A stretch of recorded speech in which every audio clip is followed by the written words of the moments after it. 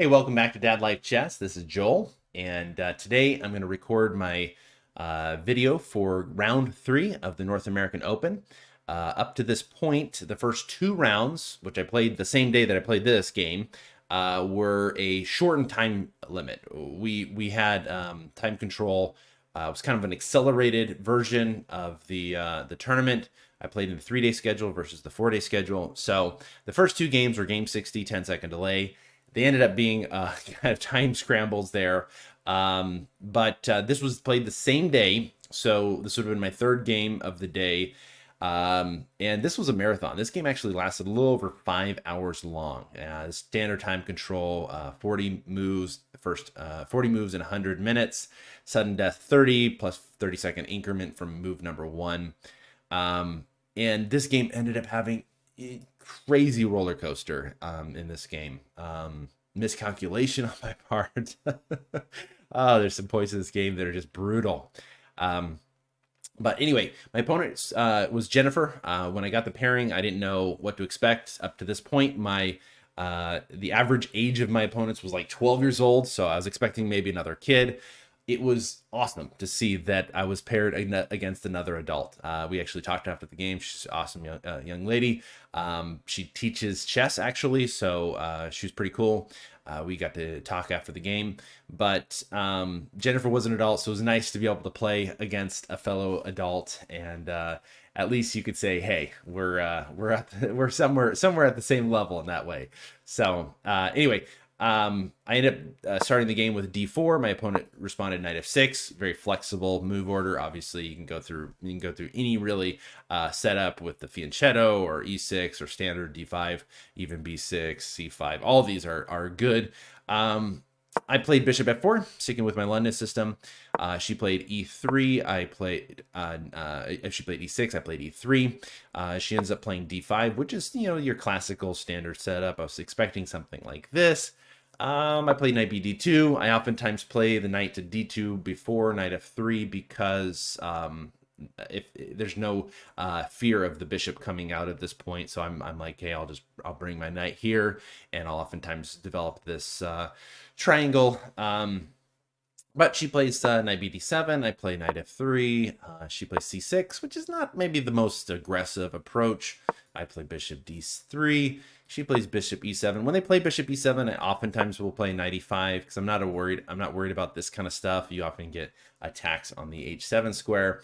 It's early on in the game. I could have just castled, but it is what it is. It's probably actually, I would say, even you can even play c4 in this position. The computer likes that, but played knight e5. My opponent then played queen b6. I just thought, hey, I'm just going to protect the pawn. I played rook b1. No need to freak out here.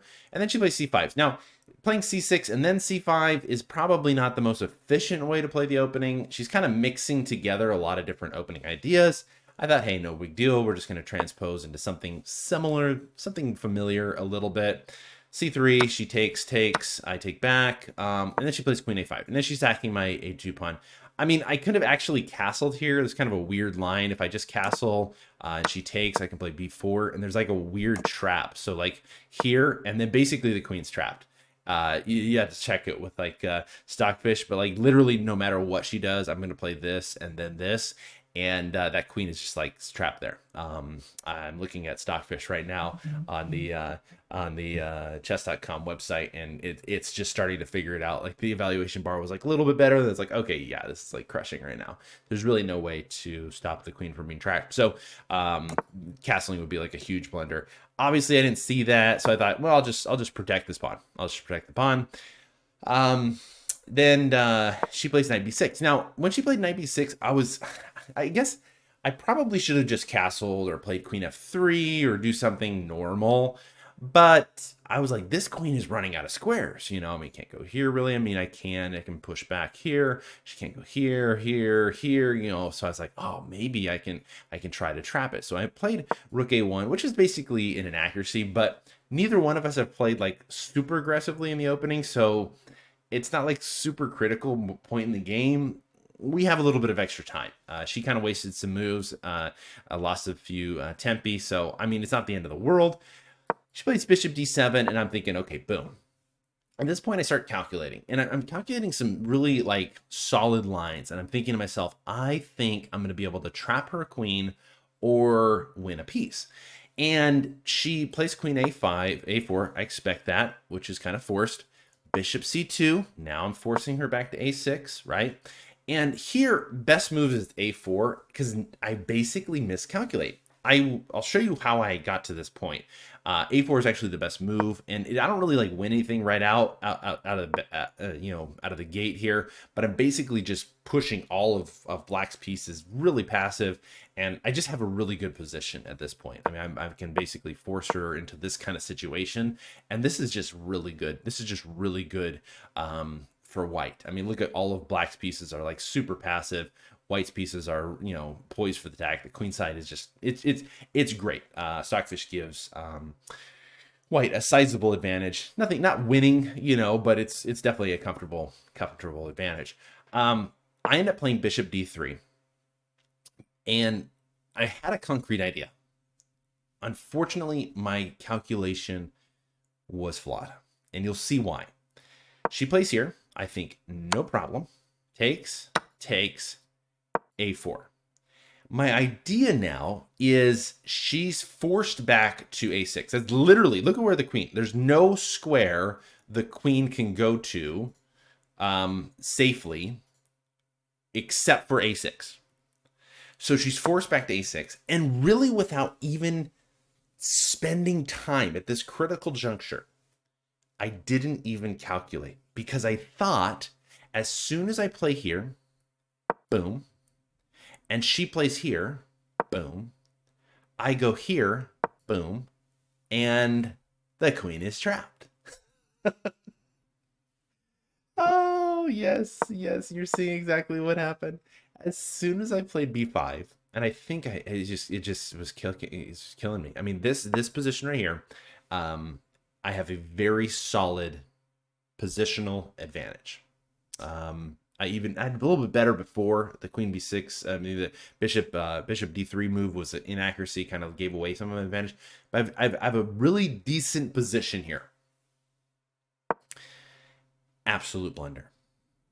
She makes the only move that she can make, and immediately I see, oh snaps, oh snaps.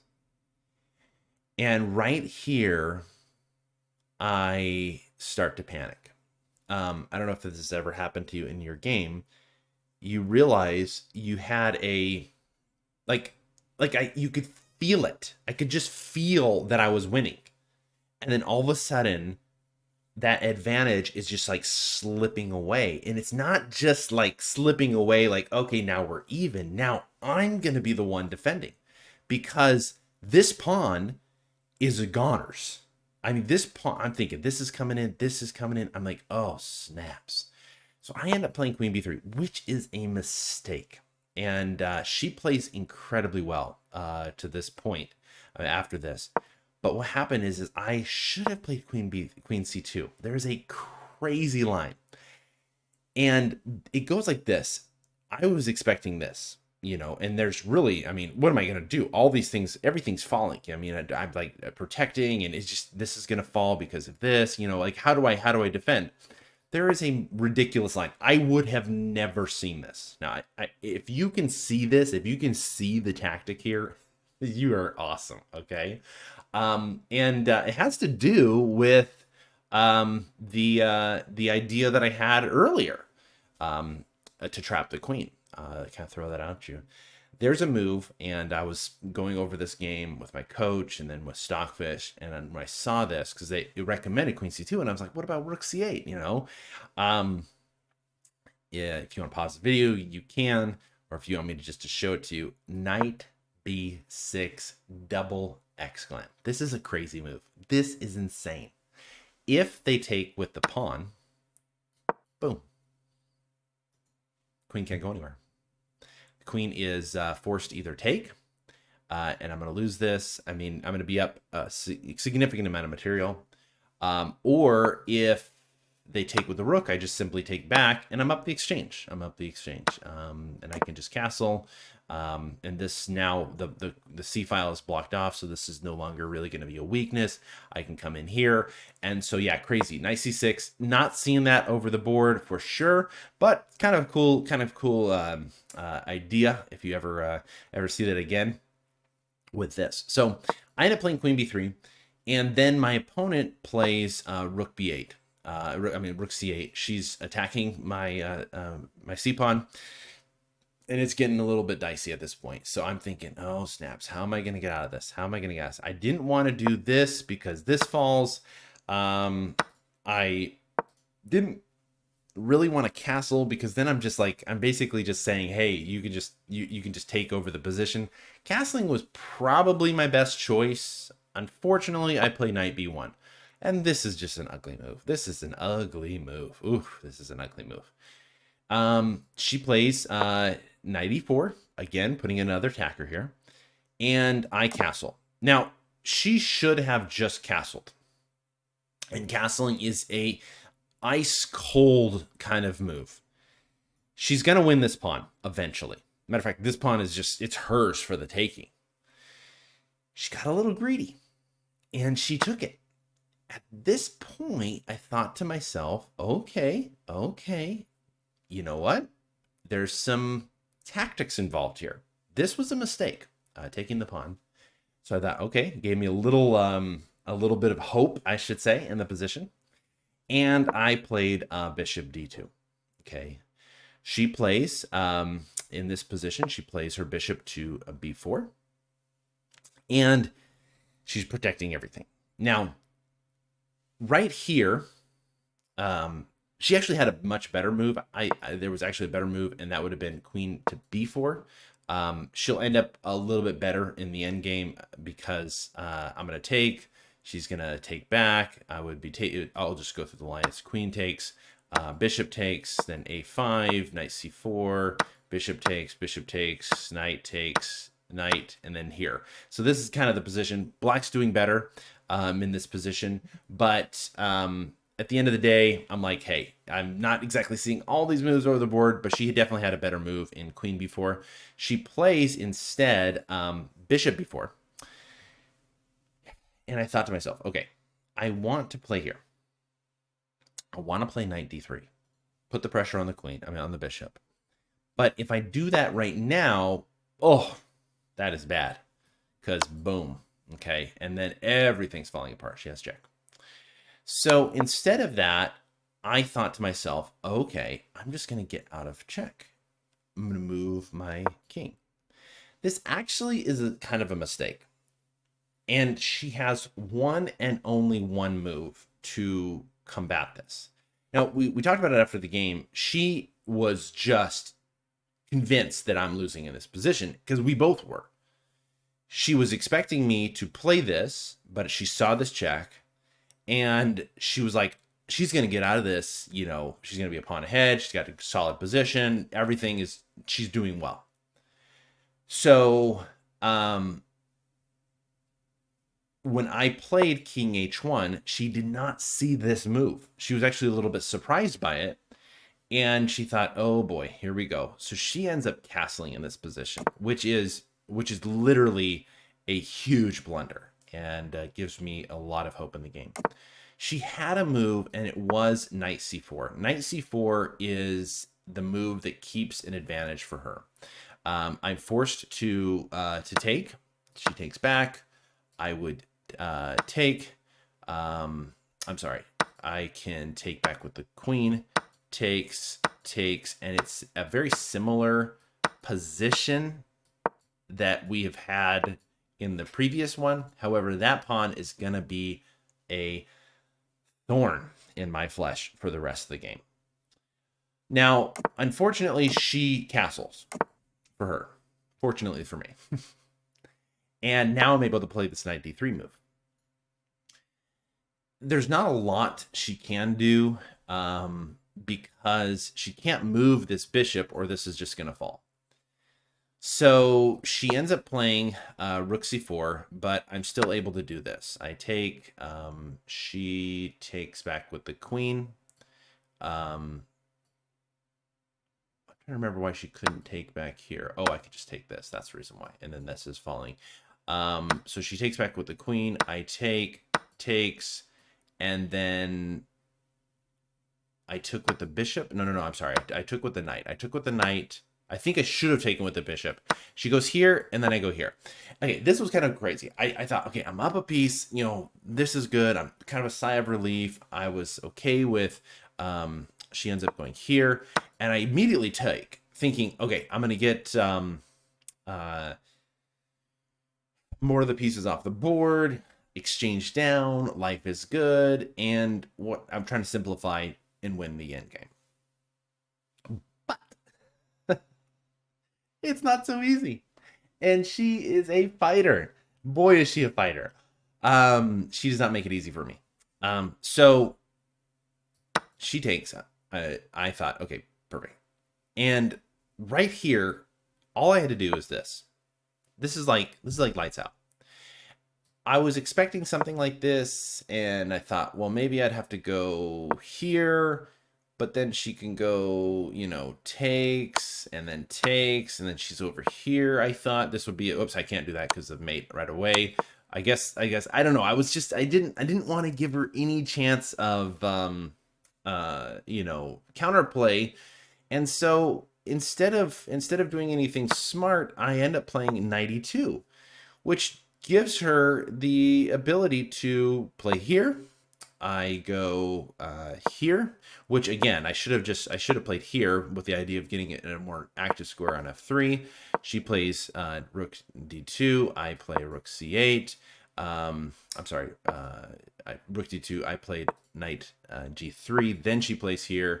I go here, here, here, and here, and we got to a position that I'm still winning, but it's not like crazy easy. She's got an extra pawn. And she actually 2 extra pawns against my knight, and it's just not easy at all. However, all I had to do earlier is just play here, because if she goes here, I have like a killer move. This is it right here. Lights out. The game's over. You know, and forced to do this. She has to do. She either has to move her king or give me an escape square, and then I have this pawn, and this is over. Okay, this pawn's protected. I did not see that, so instead we play a 5-hour game, and I have go basically anxiety trying to win this game. So anyway, she gets to this position. We play here, takes, boom. Okay, now I start bringing my king out. She starts rolling her pawns. And at this point, I'm getting a little bit nervous. I play 92. She plays king f7. I play knight d4, which is a mistake. She plays the right move, rook c4. I play here. My pieces are getting a little bit passive.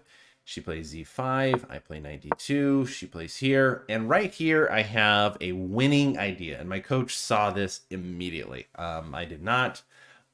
He said, the way you want to do this is I need to get control of the C file. Okay, this rook's kind of annoying.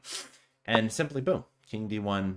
This is coming in, and this. I'm just gonna win if she doesn't take right here. You know, if she takes, it's over. So she could play something like this. I go here. If she goes here, I just go here. Sorry, I go here. And she takes, I take, she can do anything she wants. She can even move this pawn. I'm getting with this with check. And this is just winning. This pawn's going to roll. She's going to have to always be paying attention to it. Now my knight can get activated, and should be an easy win. So instead of the correct idea of moving here, I chose the worst option. Maybe the worst move on the board. I mean, apart from just like blundering a piece, I play this, a5. And I was under the impression that I could hold on to this pawn by takes and push. Thinking, oh, now I can, you know, come in here. I'm going to be able to go here. And she has a move that essentially makes this game equal, and that's rook c5. Because if I go here, she goes here, I take, she takes, and I can't get onto this. It just, she's gonna, now it says black is doing better. Okay. Um, but she doesn't see that, and she ends up playing d4, which justifies my decision. So at this point, I take, and she goes here. I go here, and she goes g4. I go king d1. Now I'm bringing my king actively. I didn't want her to get in here, so play here, here, here. Boom, takes. I get this. And this was my idea. Check and check. So I thought, okay, now I get this. Boom. I was expecting her to resign. Not so. This is move 51. We play to move 81. So yeah, we're it ain't over. So here takes. Now I'm going through this. I'm like, okay, I got to get my king activated. I got to find a way to break through. Right about here, we're both in time trouble. Okay, we're in time trouble, like serious time trouble. And I think to myself, I'm winning. I have to be winning. I have to be winning this. But I have to figure out a way to break through, and I want to like exchange all my pawns. I got to. You can't exactly win with just a king and a knight. So I get to this position, come back here. I thought, okay, check, takes. Okay, now takes. Boom. I'm gonna win this pawn. I've got to be able to stop her. So I thought, okay, easy. She attacks. Boom. There. Knight F1. Exclamation point. She cannot infiltrate. I'm gonna be able to get this win this pawn, and she can't basically come to any one of these advanced squares. Knight F1. That was like, once I saw that, I calculated it through. I thought, okay, finally, I think I got this. I think I can win this game. She plays king g4. I play here. She goes there. I take the pawn, and now it should be pretty easy, right? So I go up here, and obviously come in here. I mean, I could just do this and just roll the pawn, but I had a very specific reason why. My opponent wasn't resigning, and give credit to her. I play this. I go here, and she goes here, and I'm not going to stalemate. I go back to knight f1. Oh boy. So knight f1, and she resigns. So finally, she's gonna have to go there. I control the queening square. But finally, she resigned, and I was exhausted. She was exhausted. We talked about the game a little bit after, and we both kind of felt that roller coaster of emotions. It really was one of those games where I just knew I was winning, and then all of a sudden, like, it's just I'm losing, and it's definitely an emotional roller coaster. But some ideas that were incorrect in, like, if you compare them to like Stockfish, but I don't know. I wasn't too disappointed in the way that I played after all the blunders and everything like that. Even the king h1 move, stopping the check. I liked the idea. It ended up working out, but you know, Stockfish has a way of saying, ha ha ha, you're not that really good at chess. So hey, that's the way life is. But hey, thanks for watching this video. I'll be hopefully getting round 4 game recorded soon. But yeah, this was emotional kind of roller coaster. It was nice to get the win after round 2. Oof, round 2 was painful. So going into round 4, I'm 2 out of 3. So anyway, thanks for watching, and we'll catch you next time on Dad Life Chess.